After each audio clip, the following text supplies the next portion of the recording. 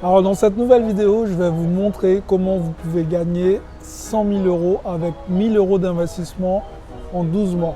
Restez bien connectés, je vous dis à tout de suite.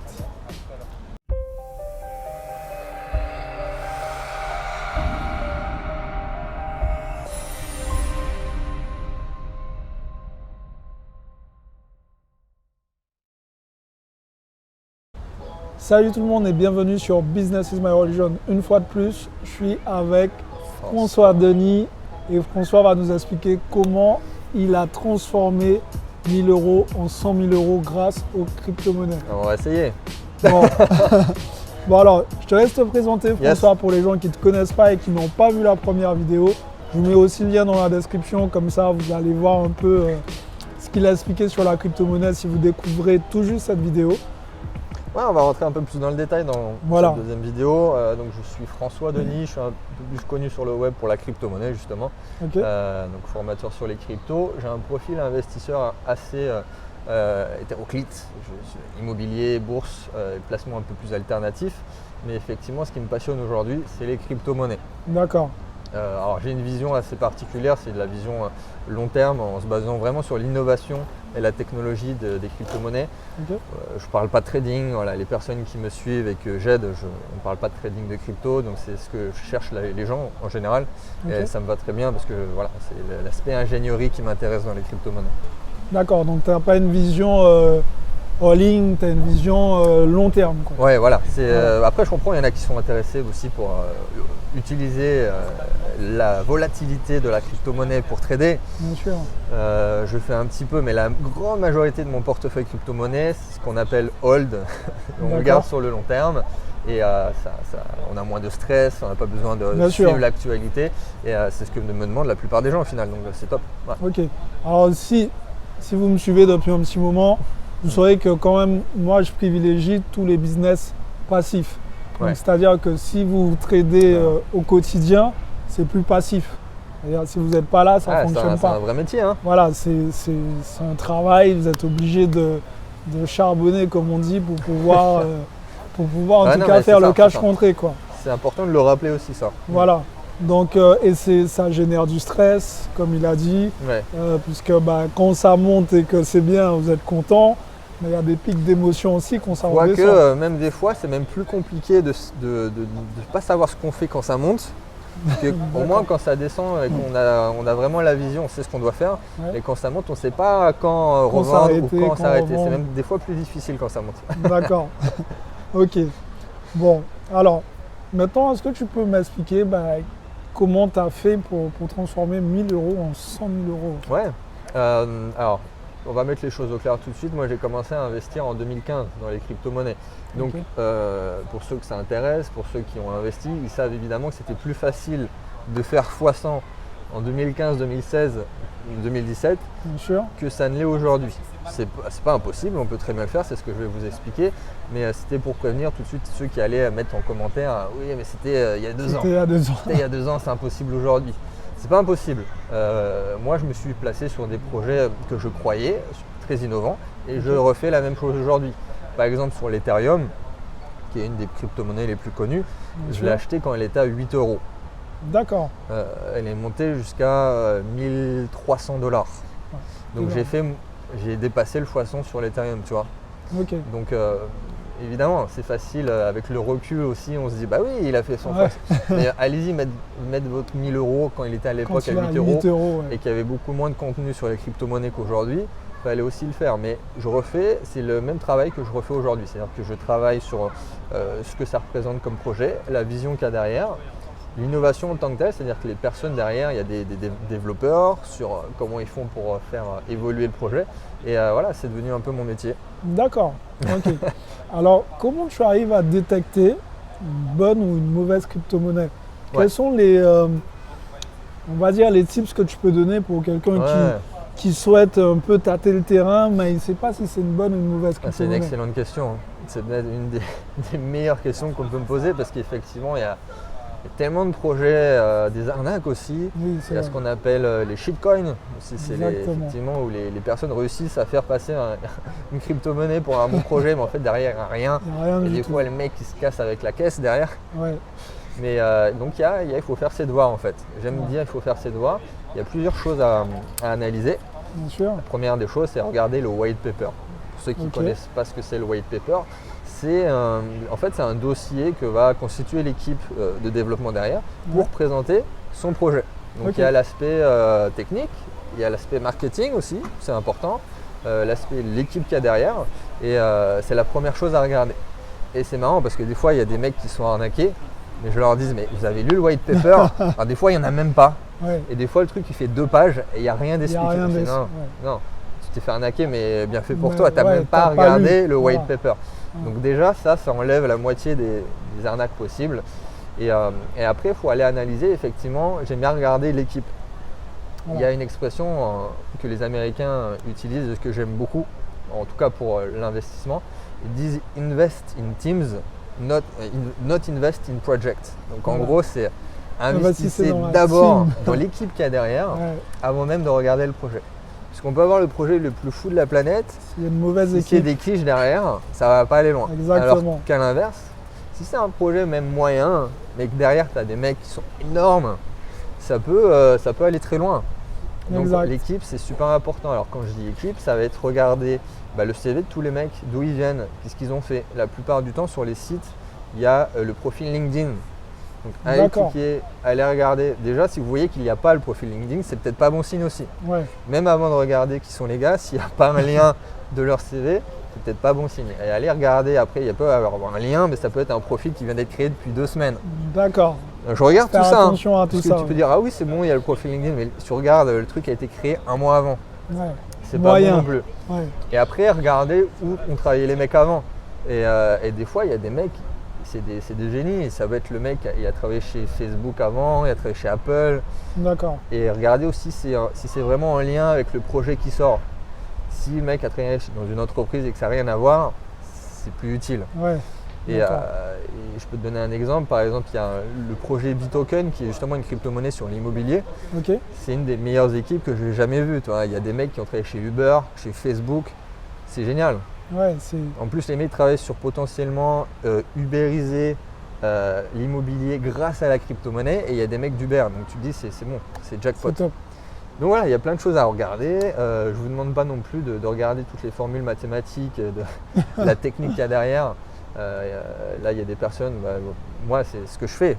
C'est pour ça que j'arrive à conseiller les personnes sur vraiment. Des fois, il y a des gens qui me disent, mais comment tu sais exactement le potentiel avec le recul? Mais tu avais raison, comment tu as fait? Voilà, il y a l'aspect technique derrière que moi, j'aime analyser. Tu es passionné aussi. Oui, ce qui fait ça, que… ça aide. Ouais. Ça aide. Mais effectivement, il y a énormément de choses à voir. Des fois, on peut se tromper. Même le meilleur des analystes peut se tromper. Pas la science infuse. On peut se faire attraper par un projet qui n'était pas si bon que ça au final. C'est pas une science exacte, c'est pas des mathématiques. Il peut y avoir aussi un aspect économique qui ne tient pas la route. Et dernier point aussi, je rajouterais sur le marketing. Tu peux aussi avoir une excellente équipe de techniciens, même les plus grands génies de la planète. S'il n'y a que des développeurs, et ça va pas aller loin. Il faut aussi des mecs balèzes en marketing, en communication, qui savent ce qu'ils font et savoir parler du projet, le diffuser, le promouvoir. Et ça aussi c'est important.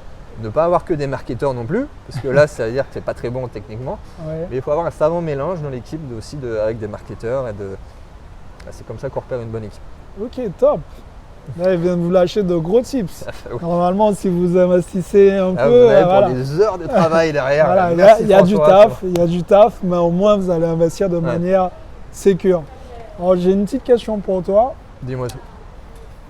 Quel est ton meilleur investissement en crypto et ton plus mauvais investissement en crypto?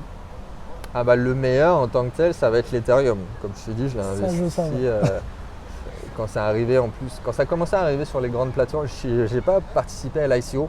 Pour ceux qui connaissent, c'est vraiment l'étape avant que ça arrive sur les plateformes, c'est du préfinancement.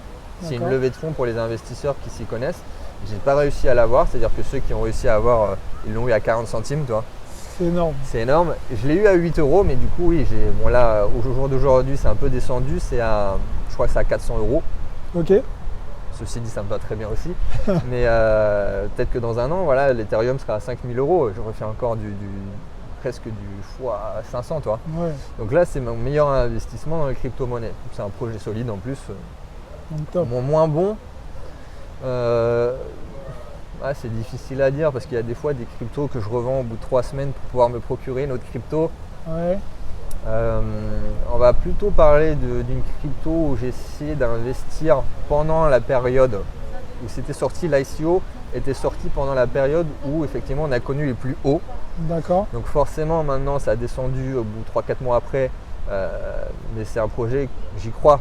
Donc, potentiellement j'ai perdu un peu, mais dans un an ça sera gagnant. D'accord. Donc voilà, tu peux passer d'une ICO qui était à 1 $ par exemple, et aujourd'hui c'est à 70 centimes. Okay. Donc là tu te dis que tu as perdu 30% de la valeur, mais voilà, dans 12 mois ça sera peut-être à 10 $. D'accord, et c'est quoi comme projet? Il y a le projet Elastos. Elastos, je sais pas si tu vois. Et il y a plusieurs ICO comme ça si tu regardes sur le mois aussi, c'est pas forcément une bonne idée, mais ça descend un petit peu. Même Bitoken que j'ai cité, sur le long terme j'y crois comme jamais, mais si tu regardes sur une période de 1, 2, 3 mois, ce qu'il ne faut surtout pas faire, tu peux être un petit peu perdant. D'accord, bon. Ok. C'est toujours comme ça, hein.